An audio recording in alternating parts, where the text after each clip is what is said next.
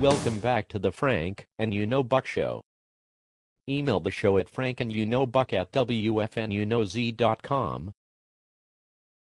I'm Frank Garcia, and I'm here with Brenston Buckner. Exactly, Frank, and we would like to thank Ruth Chris Steakhouse for the food up in our house, here in the locker room with the big nasties.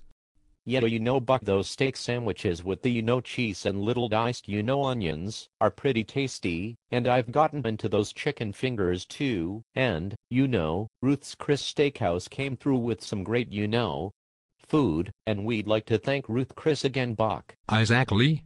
Ruth Chris is like a more athletic Outback Steakhouse.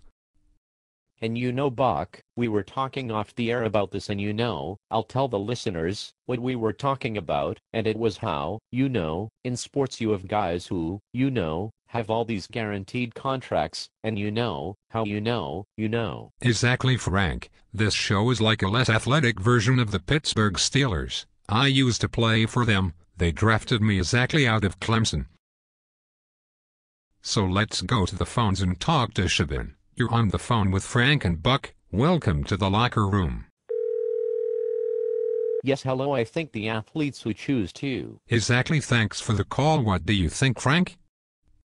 Buck, I think when you have these athletes, you basically have a guy like J.R. Gump who is like a more athletic version of Brenston Buckner. Exactly.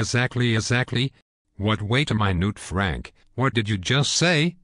I said J.R. Gump is, like a more athletic version of you, Buck, ha ha ha. Why you acting like a little bitch? More Frank and Buck after this.